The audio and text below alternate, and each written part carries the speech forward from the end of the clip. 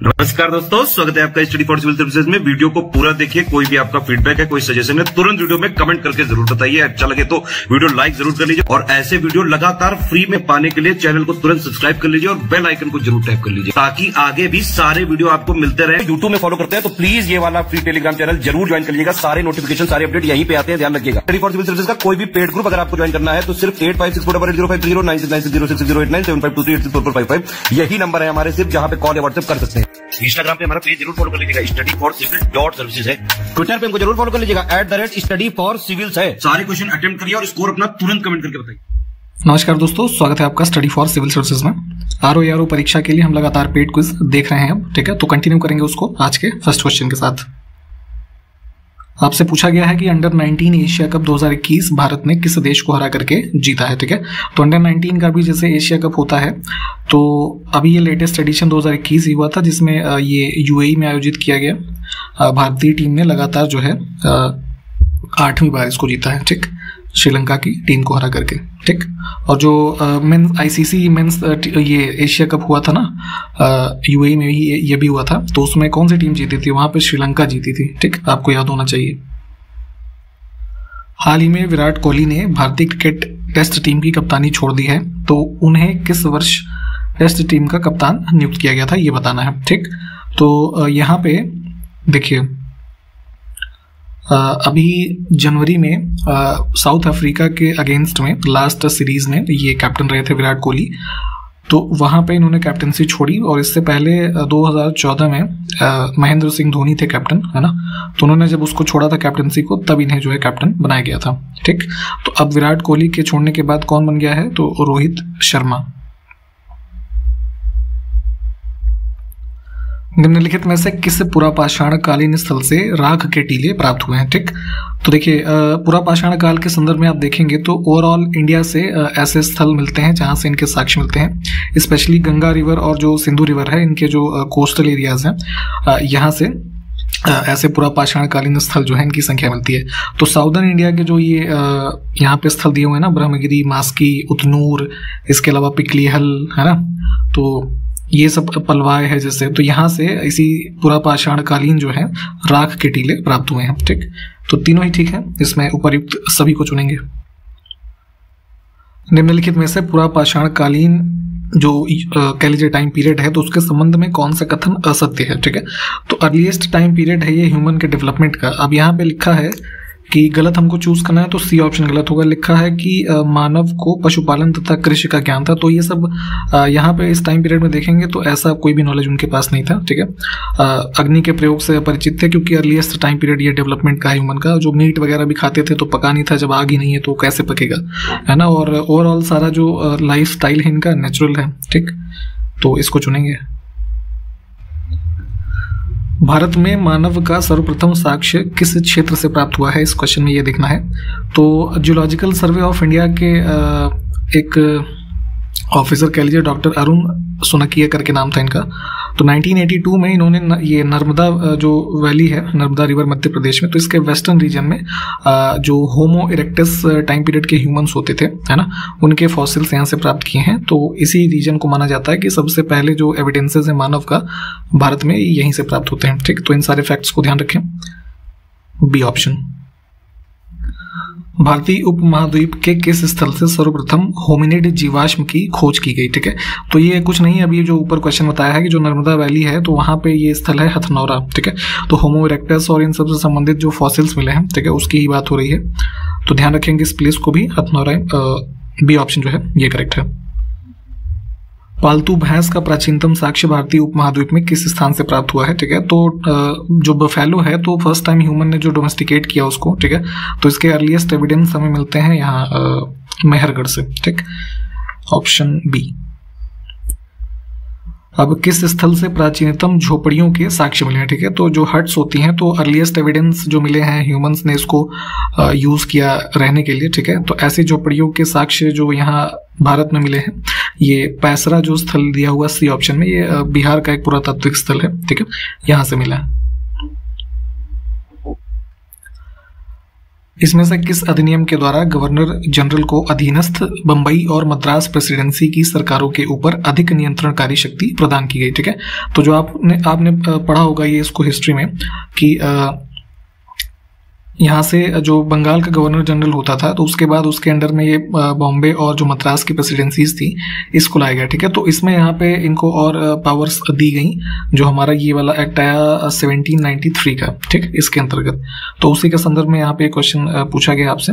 इन सारे एक्ट्स के बारे में जो इनके प्रावधान है ये जरूर से आपको पता होनी चाहिए, सबसे क्वेश्चन लगातार पूछे जाते हैं। इसमें से किस अधिनियम ने यह व्यवस्था दी कि बोर्ड ऑफ कंट्रोल के सदस्यों तथा उनके कर्मचारियों को भी भारतीय राजस्व से ही भुगतान किया जाए? ठीक, तो ईस्ट इंडिया कंपनी जब ये रूल करना एक तरीके से शुरू कर देती है तो हमने पहले बताया था आपको कि बोर्ड ऑफ कंट्रोल और कोर्ट ऑफ डायरेक्टर्स ये सेपरेशन किया गया था। ठीक है, तो बोर्ड ऑफ कंट्रोल के सदस्यों और उनके जो कर्मचारी थे तो जो भारत में रेवेन्यू जनरेट हो रहा था उससे ही इनको पेमेंट करने का प्रावधान किया गया 1793 के चार्टर एक्ट में। ठीक है, अब ये जो वाला जो प्रावधान है आगे चल करके 1919 तक जो है लागू रहता है। तो ये सारे हिस्टोरिकल फैक्ट्स को ध्यान रखें। अभी इसमें से सी ऑप्शन को चुनेंगे।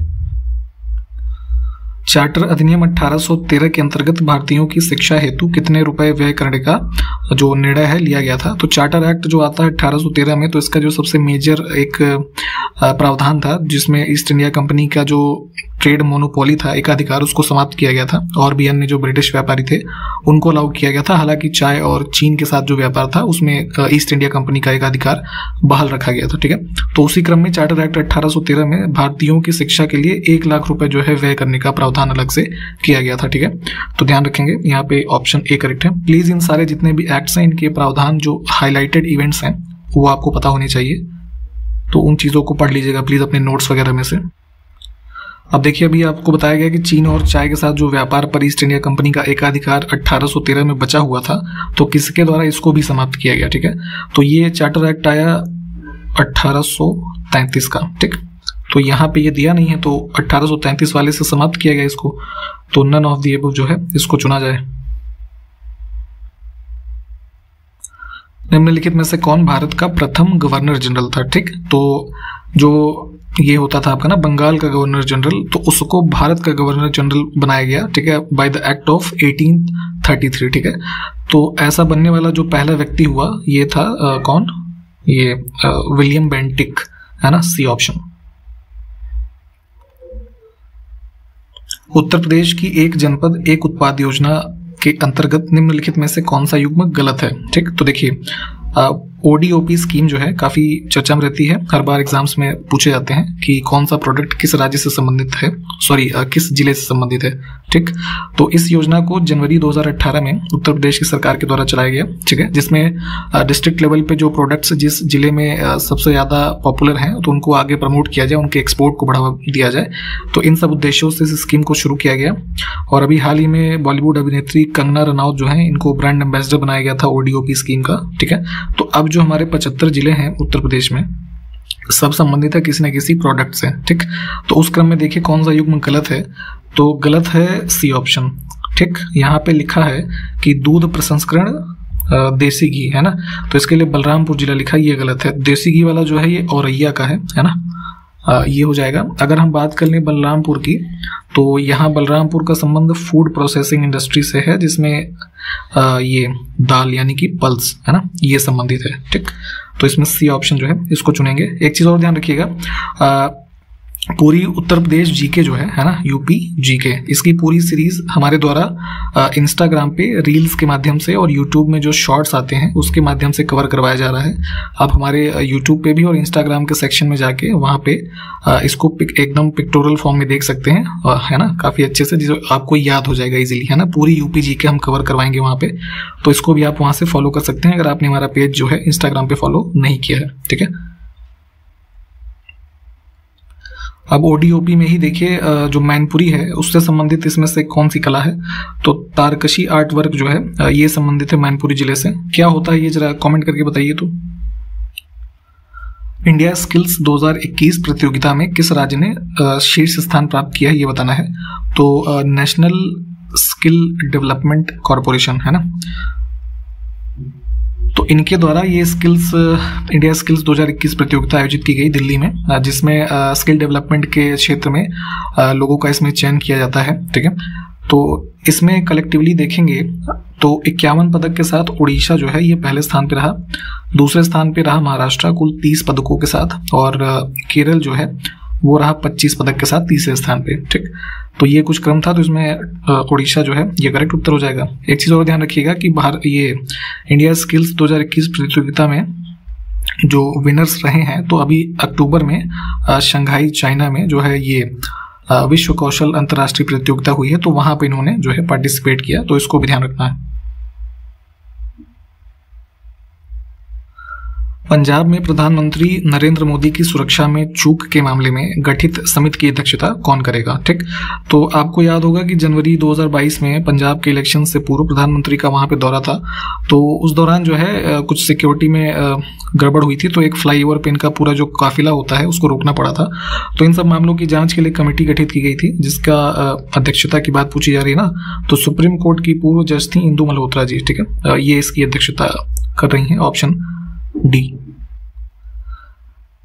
अगला है कि शीतकालीन ओलंपिक 2022 कहाँ आयोजित किए गए। ठीक है, विंटर ओलंपिक्स की बात हो रही है। तो जैसे समर ओलंपिक्स 2020 वाले आयोजित हुए थे ना टोक्यो में, जापान में, तो विंटर ओलंपिक्स का आयोजन हुआ है यहाँ चाइना में, बीजिंग।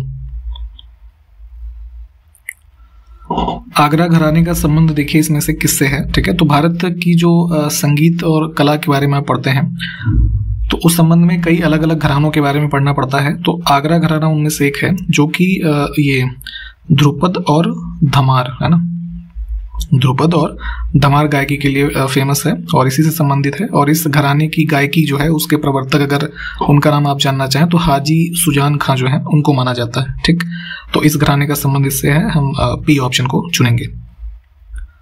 अब जैसे देखिए यहाँ मोहम्मद शाह रंगीला का संबंध किस संगीत घराने से था, ये पूछा जा रहा है। तो दिल्ली घराना जो है ना, दिल्ली घराना, तो मोहम्मद शाह रंगीले इनको कहते थे। ठीक है, ये ज़्यादा करेक्ट होगा। तो इनका संबंध इससे था। इसके अलावा कुछ और नाम अगर हम देखें तो जैसे नियामत खां है ना, मियाँ अल्लाह बख्श, ऐसे उस्ताद चांद खां, तो ये सब जो हैं नाम अभी इनको ध्यान रख सकते हैं, ये कई बार पूछ लिए जाते हैं आपसे। ठीक है, अब चरकुला नृत्य का संबंध उत्तर प्रदेश के किस क्षेत्र से है। ठीक है, तो अब जो ये जनजातीय कुछ नृत्य और रीजनल लेवल पे जो नृत्य वगैरह होते हैं, जैसे स्पेशली यूपी की बात करें तो उसमें एक होता है चरकुला। ठीक है, ये जो ब्रज का रीजन है ना, यहाँ इसको करते हैं। अब इसमें देखिए कौन सा युग्म गलत है। ठीक, तो कुछ नृत्य हैं और किस जनजाति के द्वारा वो परफॉर्म किए जाते हैं वो लिखा हुआ है। ठीक है, तो सी ऑप्शन गलत है। इसमें लिखा है नवरानी नृत्य जो है ओरंग जनजाति के द्वारा, तो ये गलत है। नवरानी नृत्य जो करते हैं ये गोंड ट्राइब जो है ना, गोंड, इनके द्वारा किया जाता है। ठीक, बाकी के सारे ऑप्शंस ठीक है, इनको एक बार पढ़ के देख लीजिएगा। अब निम्नलिखित में से कौन सा युग्म गलत है फिर से देख लेते हैं। तो देखिए कुछ नृत्य हैं यहाँ पे लिखे हुए और किस राज्य में परफॉर्म किए जाते हैं वो लिखा है, तो इसमें भी सी ऑप्शन गलत है। मुद्रिका डांस के बारे में लिखा है हिमाचल प्रदेश में किया जाता है, परंतु ये गलत है। मुद्रिका डांस करते हैं उड़ीसा राज्य में, जो यहाँ पे ये उरांव ट्राइब है ना, उनके द्वारा इसको किया जाता है। ठीक, अब इसमें फिर से देखिए कौन सा युग्म गलत है। तो कुछ घरानों के नाम लिखे हैं और कुछ आर्टिस्ट जो हैं उनके नाम लिखे हैं, तो कौन उससे संबंधित नहीं है। तो पंडित भीमसेन जोशी जो हैं, ठीक है, ये काफ़ी प्रसिद्ध पर्सनालिटी हैं, भारत रत्न, जो क्लासिकल सिंगिंग है हिंदुस्तानी ख्याल गायकी, ठीक है, उससे संबंधित है। और संबंधित है ये किराना घराना जो है ना, किराना, उससे। ठीक, बाकी के ऑप्शंस देख लीजिए। ठीक है, कुछ और जीके के फैक्ट्स यहाँ पे हैं, उसके संबंध में कौन सा युग्म गलत है फिर से देख लेते हैं। तो ऑस्कर अवार्ड्स जो हैं काफ़ी फेमस फिल्म वगैरह नॉमिनेट होती हैं इसमें, तो भारत की तरफ से ऑस्कर में जाने वाली पहली फिल्म कौन सी थी, तो लिखा है लगान, है ना, तो ये गलत है। पहली फिल्म जो गई थी वो थी मदर इंडिया। बाकी के ऑप्शंस देखें, ये ठीक है। इसमें भी देखिए कौन सा युग्म गलत है। तो कुछ नृत्य लिखे हुए हैं यहाँ पे ट्राइबल नृत्य, और किस जनजाति तथा किस क्षेत्र में किए जाते हैं वो लिखे हैं, तो इसमें सारा तीनों पेयर जो है वो ठीक है, तो नन ऑफ द अबव हो जाएगा क्योंकि गलत इसमें नहीं है। अगला देखिए, मूंगफली की खली जो है उसमें कितने प्रतिशत नाइट्रोजन पाई जाती है। ठीक, तो जैसे मूंगफली आप लोग खाते हैं तो उसका जो छिलका बच जाता है तो उससे खली बनती है, ठीक है, जिसको कि फर्दर जानवरों के फूड के रूप में कह लीजिए यूज़ करते हैं कई बार। जैसे सरसों के तेल की भी खली बनती है जो उसके तेल निकालने के बाद बच जाता है, ठीक है। तो उसी क्रम में पूछ रहे हैं कि मूंगफली में नाइट्रोजन का प्रतिशत बताना है, तो 7 से 8% जो है नाइट्रोजन होता है इसमें, करीब 1.5 यानी 1.5% वो फास्फोरस पाया जाता है, और ऐसे ही 1.3% के आसपास जो है पोटाश पाया जाता है, ठीक। सूर्यमुखी भारत में 1969 में तिलहनी फसल के रूप में किस देश से लाई गई थी, ठीक है। तो सनफ्लावर आप देखते हैं जो एज हम उसको ऑयल सीड के रूप में ज़्यादातर यूज़ करते हैं भारत में, तो इंडिया में ये होता नहीं था। इसको सबसे फर्स्ट टाइम 1969 के अराउंड जो है इसको रशिया से लाया गया, ठीक। बी ऑप्शन को चुनेंगे। इसके अलावा जैसे ये सोयाबीन जो होता है ना, सोयाबीन को भी लगभग 1968 में लाया गया था यूएस से, है ना, इसको भी ध्यान रखिएगा। ये देखिए अब यहाँ पे आ ही गया, ये आपको भी बता दिया गया ये, ठीक है, इसको यूएस से लाया गया था। सूर्यमुखी के तेल में कौन सा अम्ल यानी कि एसिड पाया जाता है जो मानव धमनियों में एकत्रित कोलेस्ट्रॉल को साफ करने का कार्य करता है, ठीक है। तो जैसे कि कोलेस्ट्रॉल का एक्सेस अगर आपके डिपोजिशन होता है आपके बॉडी में, है ना, आर्टरीज वगैरह में, तो आपके स्वास्थ्य के लिए हानिकारक होता है। तो इसीलिए सूर्यमुखी का जो ऑयल है उसको अच्छा माना जाता है कि उसका सेवन करना जैसे जो हार्ट वगैरह के पेशेंट होते हैं उनके लिए अच्छा होता है। तो इसमें देखा जाए तो लगभग 64% के आसपास ये होता है लाइनोलिक एसिड, है ना, सूर्यमुखी के तेल में। सरसों के तेल में कौन सा अम्ल पाया जाता है जो मानव स्वास्थ्य के लिए हानिकारक होता है, यानी कि जो मस्टर्ड ऑयल होता है ना, तो जैसे कुछ आप देखते होंगे कई बार कि इसमें कड़वाहट होती है ना मस्टर्ड ऑयल में, तो ये यहाँ पे इसका कारण है ये एरोसिक एसिड। तो अगर इसका एक्सेस होता है तो ये आपके स्वास्थ्य के लिए हानिकारक होता है सरसों का तेल, है ना, ऐसी कंडीशन में। तो नाम ध्यान रखेंगे बी ऑप्शन। एक रीजनल ग्रुपिंग है ब्रिक्स, ठीक है, आप इसके बारे में पढ़ते होंगे, इसके आयोजन, इसके थीम्स और इन सब चीज़ों के बारे में। तो उसी में पूछा जा रहा है कि 5 उभरती हुई अर्थव्यवस्थाओं का एक ये समूह है, तो कौन सा इसमें से शामिल देश नहीं है, नीचे जो देश लिखे हुए हैं, ठीक है। तो ब्रिक्स जो है एक शॉर्ट फॉर्म बनाया गया है 5 देशों के समूह का, है ना, ब्राजील, रशिया, इंडिया, चाइना और साउथ अफ्रीका, ठीक। तो बांग्लादेश कहाँ है इसमें? आप जरा ये बताइए कि इसको किस वर्ष में गठित किया गया था। तीसरा भारत मध्य एशिया संवाद दिसंबर 2021 में किस स्थान पर आयोजित किया गया, ठीक है। तो बेसिकली देखिए क्या है कि इंडिया ये सेंट्रल एशिया डायलॉग जो है, इसमें जैसे ये सेंट्रल एशिया के जो देश हैं जैसे कजाकिस्तान, किर्गिस्तान, तजाकिस्तान, तुर्कमेनिस्तान, ये सब ना, तो इनके बीच और भारत के मध्य एक ये मिनिस्टीरियल लेवल का डायलॉग होता है। तो तीसरा एडिशन दिसंबर 2021 में आयोजित किया गया न्यू दिल्ली में, ठीक। अब जो नेक्स्ट होगा ये चौथा एडिशन होगा। हाल ही में प्रधानमंत्री राष्ट्रीय बाल पुरस्कार 2021 और 22 के विजेताओं को दिए गए डिजिटल प्रमाण पत्रों में उपयोग की गई ब्लॉकचेन संचालित तकनीकी को किस भारतीय प्रौद्योगिकी संस्थान ने विकसित किया है, ठीक। तो जैसे आप ये देखते होंगे ना, आजकल जो ये है ना, ये डिजिटल मनी है ना, डिजिटल करेंसी यानी कि जो बिटकॉइन है ना, ये सब जो चीज़ें हैं तो किस पे आधारित होती है? ब्लॉकचेन टेक्नोलॉजी पे, ठीक, जिसमें सारे एंड्स जो है एक दूसरे से कनेक्टेड होते हैं। तो इस टेक्नोलॉजी के बारे में आप थोड़ा डिटेल में पढ़िए, अक्सर इससे चीज़ें पूछी जाती हैं। तो उसी क्रम में ब्लॉकचेन टेक्नोलॉजी को यूज़ करते हुए डिजिटल सर्टिफिकेट्स इशू किए गए राष्ट्रीय बाल पुरस्कार के कुल 2021 और 22 के मिलाकर के 61 विजेताओं को, ठीक है। और नेशनल बायोटेक्नोलॉजी प्रोजेक्ट के तहत ये ब्लॉकचेन संचालित तकनीकी ये जो विकसित की गई है IIT कानपुर है ये, ठीक। तो ध्यान रखेंगे इन सब चीज़ों को।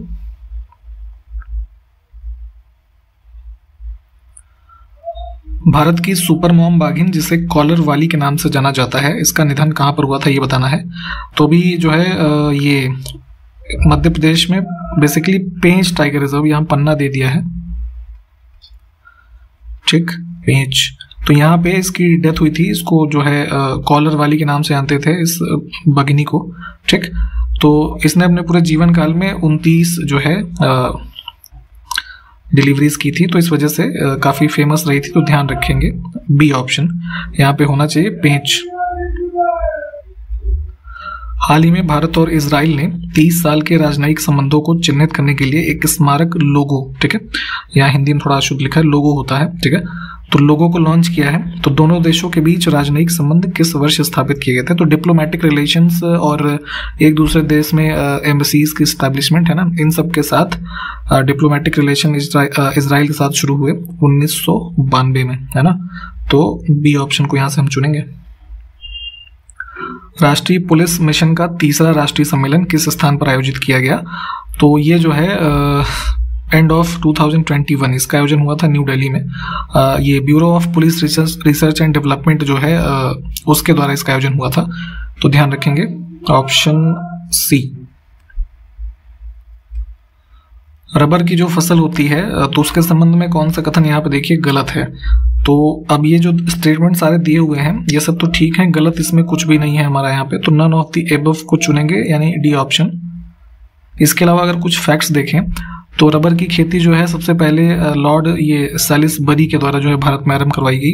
उससे पहले 1826 में एक हेनरी विलियम करके था, है ना, तो उसके द्वारा रबर के जो बीज थे इनको ब्राजील से ला करके इंडिया में सबसे पहले प्लांटेशन किया गया था, है ना। तो इन सबको भी ध्यान रखिए, बाकी जो यहाँ लिखे हैं इसको पढ़ करके एक बार देख लीजिए।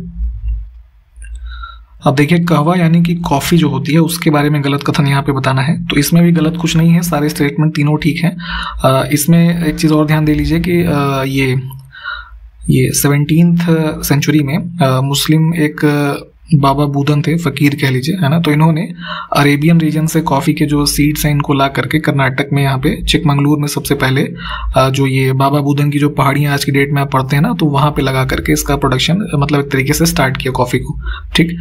तो ये संबंधित था इससे। बाकी के ये जो तीनों स्टेटमेंट हैं इनको भी देख लीजिए। अब यहाँ पे कपास यानी कि कॉटन के बारे में पूछा जा रहा है कि इसमें से कौन सी एक कपास की किस्म नहीं है, ठीक है। तो भारत में जो कॉटन प्रोडक्शन होता है तो उसमें ये बेसिकली यहाँ पे जो ये महालक्ष्मी, सुजाता, जयलक्ष्मी, है ना, तीन ये जो नाम है, मतलब तीनों ही वैरायटीज हैं कॉटन की, और जो कि इसकी अमेरिकन कॉटन जो है उसकी वेराइटीज हैं, ठीक है, जिसका प्रोडक्शन इंडिया में होता है। पूसा बोल्ड जो है इसमें ये नहीं होगा, इसको चुनेंगे हम। एक छोटा सा फैक्ट कि जो महाराष्ट्र के रीजन में कपास उगाया जाता है उसको कई बार लिखा मिलता है सफेद स्वर्ण बोलते हैं उसको, ठीक है, ये भी ध्यान रखिए।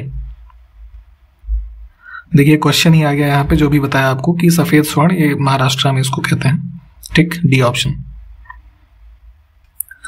अब इसमें देखिए कौन सा कथन गलत है, ठीक है। तो कपास और जूट के बारे में फैक्ट्स दे रखे हैं। तो जैसे कॉटन मालवेसी कुल का सदस्य है, ठीक है, तो ये ठीक है। जूट जो है टिलियसी कुल का है, ये भी ठीक है। जूट के बारे में जो है माना जाता है कि इसका जो जन्म स्थान है, इसका जो ये रेशे वाली फसल है, तो मेनली अफ्रीका और इंडिया ही है, ठीक। और तीसरे में है कि वरुणा कपास की एक प्रमुख किस्म है, ठीक है, ये गलत है ना। कपास एक खरीफ फसल है, ये बिल्कुल ठीक है। तो यहां से हम जो है सी ऑप्शन को चूज कर लेते हैं।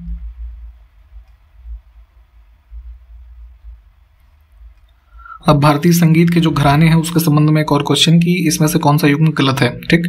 तो गलत वाला हम देखेंगे, बाकी तो ठीक ही है। सितारा देवी सी ऑप्शन में जो लिखा है आगरा घराना, ये गलत है। बनारस घराने से संबंधित है ये भी। बनारस घराना चूंकि एक ऐसा घराना है जिसमें देखेंगे आप तो जो गायकी के रूप हैं जैसे ख्याल, टप्पा, ठुमरी, है ना, धमार, तराने, ये सब जो है शामिल है इसमें। और मेजर जो इसके आर्टिस्ट हैं तो जैसे डी ऑप्शन में छन्नू मिश्र हैं, ठीक है, और गुदई महाराज, सितारा देवी, किशन महाराज, है ना, तो ये सब संबंधित हैं इससे, है ना।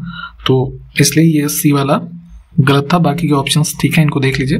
और यहाँ तक हमने कंप्लीट किया आज के वीडियो में। सारे क्वेश्चंस प्लीज आप देख लीजिए, संबंधित फैक्ट्स को अपने नोट्स वगैरह में से पढ़ लें। हम आपसे नेक्स्ट वीडियो में मिलते हैं, तब तक के लिए नमस्कार, जय हिंद।